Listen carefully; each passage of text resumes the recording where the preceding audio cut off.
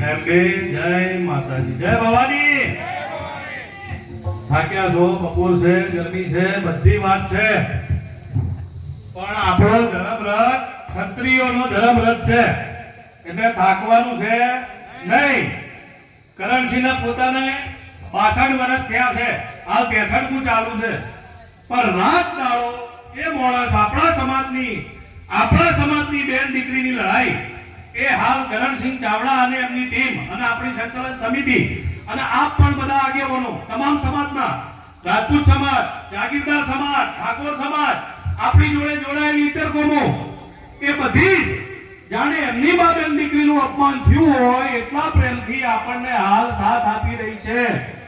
એ આપણી રજવાડાઓની લોકો કહે છે કે રાજાઓ આવા હતા અને આવા હતા, એના ઉપર પેલી આપણા કહેવત છે લેખ ઉપર બેખ મારેલી વાત છે કે હાલ તમામ સમાજ જે આપણને જેટલો સાથ સરકારનો પ્રેમ આપી રહ્યો છે એ આપણી કલ્પના બહાર, મતલબ આપણી આમ જાતિ ગજગજ ભૂલી જાય. જે ગોમે જાય આપણો રથ જાય કે આ વાત લઈને કોઈ જાય એને એટલો બધો સરસ પ્રતિસાદ અને એટલી બધી વસ્તીની આપણી જોડે લાગણી છે કે જેની કોઈ લિમિટ નથી. આગળની વાતો આપણને કરણસિંહ ભાઈએ કીધી, પછાભાઈ શું બોલ્યા હતા શું નહીં એના ઉપર આખી લડાઈ યુદ્ધ ચાલુ થઈ ગયું. અને આપણે રામાયણ થઈ ગઈ તો સીતા માતાના લીધે થઈ હતી, મહાભારત થઈ તો દ્રૌપદી માતાના લીધે થઈ, અને હાલ આપણી આ 2024 ની મહાભારત આપણા પછાભાઈએ ચાલુ કરી આપણા માટે. તો આપણે પાર્ટી ગમે તે હોય, જેટલા આયા જેટલાય ગયા અને જેટલાય જવાના, પણ આપણી રાજપૂત ક્ષત્રિય જાત જે મહાનતા અને જે ગર્વ સાથે જીવે છે એ ગર્વ અમારો નથી જવાનો. અમારા રિવાજ, અમારી માનસિકતા અને અમારું લોહી બદલાવાનું નહીં ભાઈ. એટલે આ લોકો ઘણીવાર સત્તાના મદમાં ભૂલી જાય છે, લાચાર માણસો સમજી અને જેમ પેલા આડાઅવળાને દબાવવા જાય એમ આપણો સિંહનો બચ્ચોના છેડવા આયા ભાઈ. દશા એવી થઈ અમની હાલે કે થાતો થઈ ગયું, હવે એ પસ્તાય છે અને આપણે મુદ્દો લઈ લીધો છે એટલે મેળવાનો નથી. રિઝલ્ટ આવશે ને આવશે, સારું જ આવશે. ઘણી વાર આ બધી વાતો આપણે ઘણા બધા લોકો, તમારામાંથી ઘણા બધા ભાઈઓ મારા ગયા છે, રાજકોટે ગયા છે, બીજે ગયા છે, જે નથી ગયા, જે ટીવીઓમાં જોવે, મોબાઈલોમાં જોવે. હાલ તો યુગ એવો છે કે તરત કોઈક કલાક પહેલા કોઈક થાય દિલ્હીમાં અને કલાક પછી આપણો સમાચાર આવી જાય. એટલે દરેક માણસની લાગણી એટલી જબરજસ્ત જોડાયેલી છે કે જેમ વકીલ સાહેબે કીધું એમ કે આપણને કોઈ હિન્દુત્વ ને ભારત માતા કી જય ને આ બધું જે નહીં આવડતું એને બોલવા માટે ભારત માતા કી સદાય જય છે અમારા માટે. ભારત દેશનું નામ અમારા આપણા શ્રી એકમાત્ર સપ્તર્ષિ રાજપૂત સપ્તર્ષિ વિશ્વામિત્ર ભગવાન, એમની દીકરી શકુંતલા અને એમનો દીકરો ભરત અને એના ઉપરથી નામ પડેલું ભારત. તો આપણને આ લોકો કોઈ ધર્મ શીખવાડે, રાજકર્તા શીખવાડે કે આપણને સંસ્કાર આલશે ભાઈ જરૂર છે. પછી ભાઈ કોંગ્રેસ હોય, ભાજપ હોય કે ગમે તે પાર્ટી હોય, એ ભૂલી જાય કે અમારા રાજપૂતોના ક્ષત્રિયોના છોકરોને તમારી પેઢીમાં કોઈને ના આવડતી હોય ને એટલી હારાભારી ગાળો તમારા છોકરોને આવડે, પણ અમે એટલી સંસ્કારી પ્રજા છીએ, શિસ્તવાળી પ્રજા છીએ કે આ જેમ બધાએ દાખલા આલે, આખી દુનિયાએ દાખલો લીધો કે 7 લાખ આપણા ક્ષત્રિયો ભેગા થાય અને મહાભારતના યુદ્ધનો જે દાખલો આપણો ગીતાજીમાં છે એનો એ દાખલો હાલ બેઠો 4 ટીટોરીના ઈંડા વાળો, કે એના ઉપરથી ખબર પડે કે આપણી શિસ્તતા કેટલી છે. આલે આટલી બધી રેલી કાલની ફરજ કોઈ જગ્યાએ કોઈના આપણા છોકરાએ બાઈકે તો ભૂલથી અડાડી નથી. એટલી બધી મર્યાદા વાળો સમાજ. તો પહેલા તો આ કાર્યકર્તાઓને અને છોકરાઓ જે મહેનત કરે એમના માટે તાળી થઈ જાય જોરદાર. વિશેષમાં કોઈ કહેતો નહીં, તમે બધા આપણે ભેગા જ છીએ ભાઈ, કાયમી ભેગા છીએ, ચૂંટણીઓ આવે ને જોય, પણ આપણી માન મર્યાદાનો મોભો જવા દેવાય.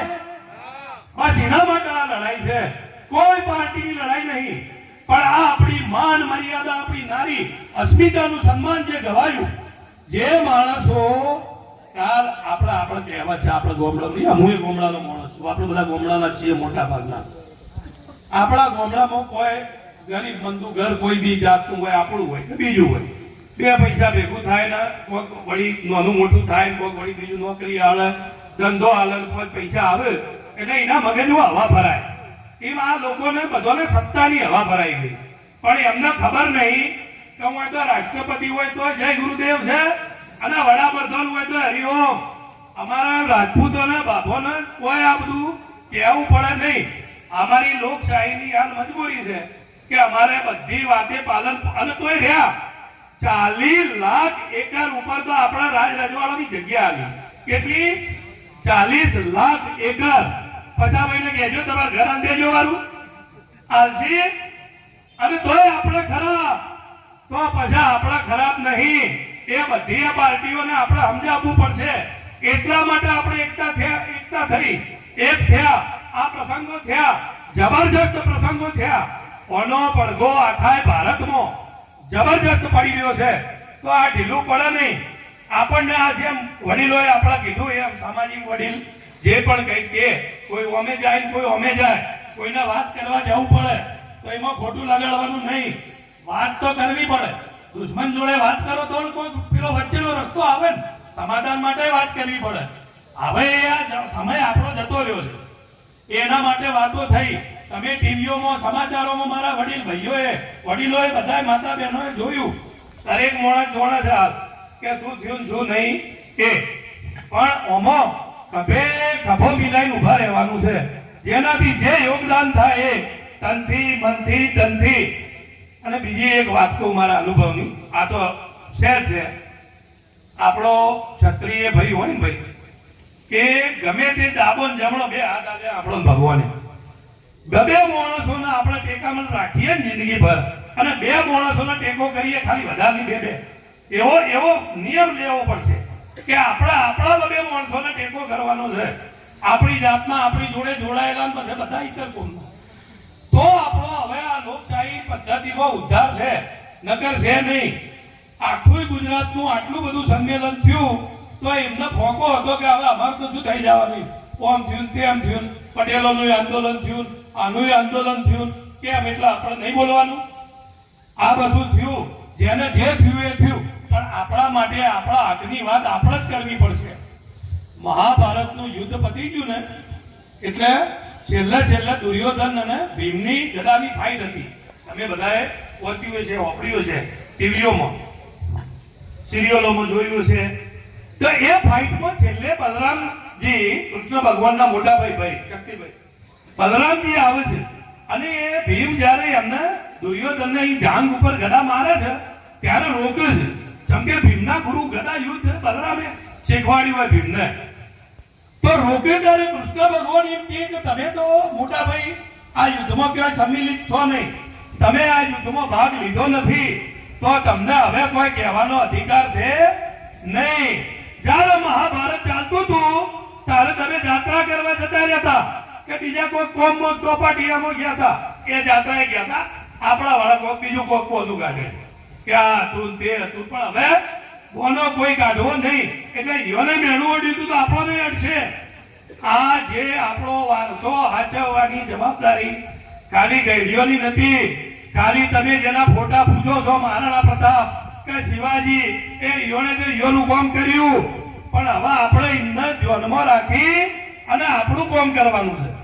આપણા પાસે લોકશાહીમાં આપણે નહીં કહેતા કોઈક આંદોલન હોય ને એટલે સરકારી શબ્દો છે, અમુક સરકારી શબ્દો સરકારે વસ્તીને મોઢામાં મૂકી દેલા શબ્દો કે દાખલા તરીકે શાંતિથી આંદોલન કરો, ગાંધીજી ધ્યા માર્ગે આંદોલન થાય.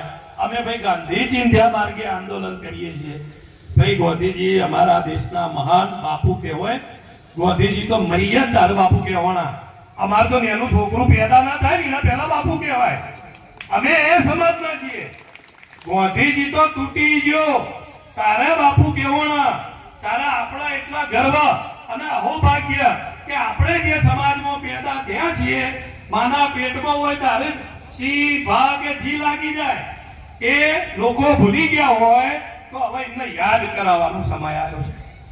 એટલે આ મહાભારતમાં કૃષ્ણ ભગવાને જેમ બલરામનો મેણું માર્યું કે ભાઈ હવે તમે શું લેવા બોલો છો, એમ આપણો સમાજનો કોઈ ભાઈ મેણું ખાવા ના રહી જાય એના માટેની આ લડાઈ છે.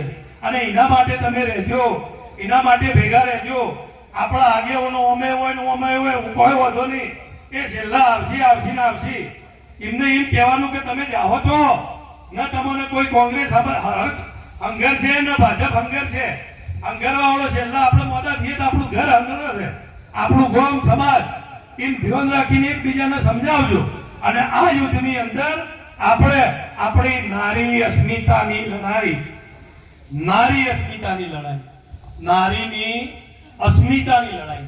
શબ્દ પ્રયોગ એવા છે કે આપણે આપણા અસ્તિત્વને, આપણે રાજપૂતો ક્ષત્રિયો આપણે બધા જ તાકાતવાળાનો ફોર્મ ને તેમ બધું થઈ જાય ને આપણા અંદર બીજું હોય ને એનો પ્રશ્ન હોય તો કેવું થઈ જાય છે.